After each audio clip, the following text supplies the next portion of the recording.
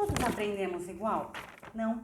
É sobre isso que nós vamos falar. Ontem nós falamos a respeito desse tema, pegando como base os pais, e hoje nós vamos pegar como base a escola. Eu sou Silvana Barbosa, aproveita, se inscreve no canal, deixa aqui os seus comentários, ativa o sininho, assim você vai estar recebendo todas as nossas notificações. Então vamos pensar um pouquinho em relação à aprendizagem. Ontem eu comentei que as pessoas aprendem de forma diferente por duas situações. Primeiro, pela parte genética, cada pessoa tem uma genética, e depois pelas suas experiências, cada pessoa tem as suas experiências. E mesmo que as pessoas tenham as mesmas experiências, cada experiência vai gerar um sentimento, uma sensação, uma percepção da pessoa. Então isso é único. Cada ser humano vai ter a sua aprendizagem. Ok. Pensando na escola, se cada pessoa aprende de forma diferente, como que o professor vai ensinar todo mundo? É um grande desafio. E é esse desafio que muitas pessoas não entendem e não percebem. E falam, mas ser professor é fácil. Não, ser professor não é fácil. Porque ele vai ter várias pessoas que aprendem de forma diferente. Não é de forma completamente diferente, né?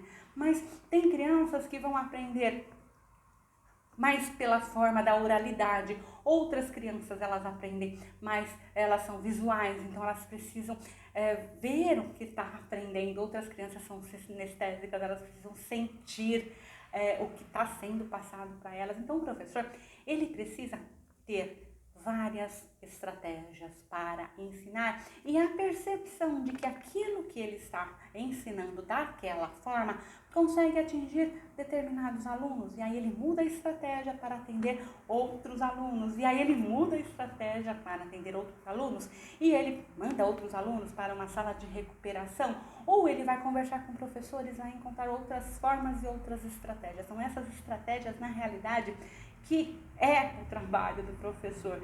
Não é ele conhecer o conteúdo, porque o conteúdo qualquer pessoa pode conhecer. A pessoa, ela estudou até o ensino médio, ela conhece muito dos conteúdos. São essas estratégias que fazem aí toda a diferença. Então o professor, ele precisa estar levando diversas estratégias para o mesmo grupo. Estratégias diferenciadas. Ele pode também trabalhar com a formação de grupos.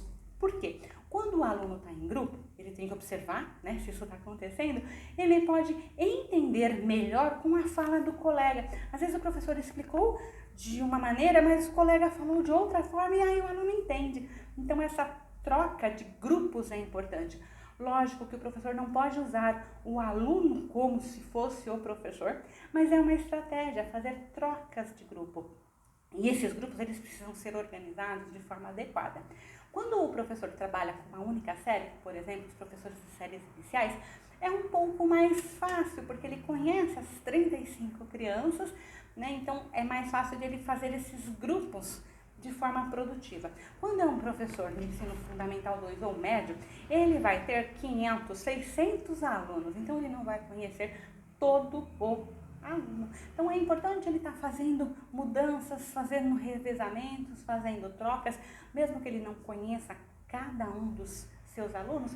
Com o tempo ele consegue ter a percepção de que aquele grupo funciona melhor, aquele não está funcionando, aquele grupo tem uma pessoa sobrecarregada. Essa percepção o professor, ele vai aprendendo no decorrer da sua vida acadêmica. Não adianta falar que no primeiro ano o professor tem essa percepção, que não, ele não tem. Mas com o decorrer do tempo, se for um professor que se pega, né, nesses processos de trabalho em grupo, ele vai conseguir trazer para esse aluno grupos mais adequados. Às vezes ele forma um grupo, às vezes ele pode fazer grupo intersalas, né? E é bem interessante, você faz um mesmo trabalho com alunos de salas diferentes. É possível fazer? Sim, é possível. É só você estar conversando aí com a direção, a coordenação pedagógica da sua escola, e com certeza sairão trabalhos maravilhosos. Você pode ter certeza disso. É importante ter atividades diferentes também. Por quê? O mesmo conteúdo, às vezes o aluno, ele consegue entender de uma forma, mas ele precisa de outras estratégias. Então, é importante você ter diversas atividades e não dar todas as atividades para todos os alunos. Essa é uma forma não muito positiva. Então, temos uma atividade básica para todos os alunos, mas podemos ter atividades diferenciadas para grupos de alunos diferentes. Grupos que têm mais ou menos o mesmo perfil, né? Com o tempo aí o professor vai entendendo que esses trabalhos eles vão estar ajudando. Outra coisa importante é não fazer comparação. Às vezes o professor quer comparar colegas entre si e essa é uma viagem muito negativa, porque o aluno começa a ficar irritado, estressado, com medo, com vergonha, com ciúmes. Então, não cria essas relações. Nem comparação entre classe, muito menos comparação entre alunos. Cada um é um, cada um tem as suas habilidades, cada um tem as suas dificuldades, cada um já tem os seus desafios, que nem sempre é fácil. Imagina você ter tudo isso e ainda ter que ser comparado com um aluno tal que foi melhor ou que foi pior. Então você não pode estar criando situações vexatórias para o seu aluno e muito menos para o colega. Às vezes o professor ele acredita que comparar a classe tal foi melhor, então eu fiquei mais feliz ou isso ou aquilo. Os colegas eles conversam entre si na hora do recreio e você não vai estar ganhando essa confiança, né, desse aluno. Então não é uma coisa positiva a ser feita. Lembrando sempre que o erro que vai acontecer ali no desenvolvimento das tarefas é a forma ideal para você entender como que esse aluno está pensando.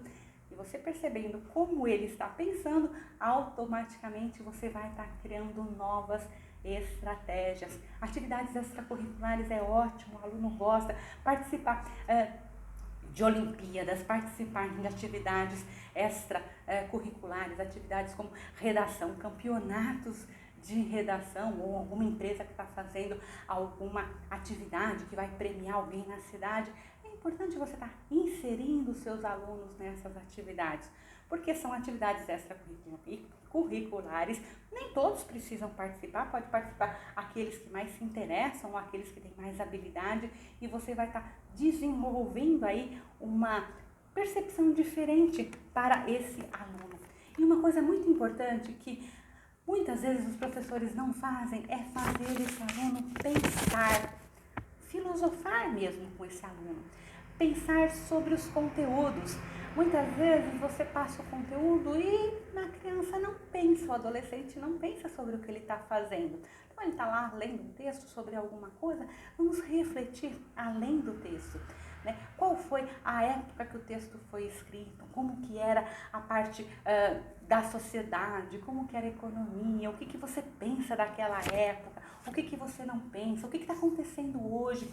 Esse filosofar vai fazer com que as crianças pensem e fazer ela pensar qual que é a aprendizagem dela, como que você está sendo na escola, como que você está se desempenhando na escola, o seu esforço está sendo adequado, você poderia ter um desempenho melhor ou não, você está sendo cobrado, você não está sendo. Essa forma de questionar o exterior e o interior do aluno é importante, vai fazer com que ele reflita. E a reflexão sempre ela é benéfica dentro de um processo de aprendizagem. Né? Então temos que ter muito claro que cada um aprende de uma forma, e se ele conseguir pensar sobre a forma com que ele aprende, ele com certeza vai ter benefícios que vai levar para a vida inteira. É isso que o canal Alox deixa hoje, espero que você tenha gostado, aproveita, se inscreve no canal, deixa aqui os seus comentários, se inscreve deixando mais pessoas participar, né, do nosso grupo, deixando aí o que pensa a respeito da aprendizagem. E eu te aguardo então para um próximo vídeo. Até mais!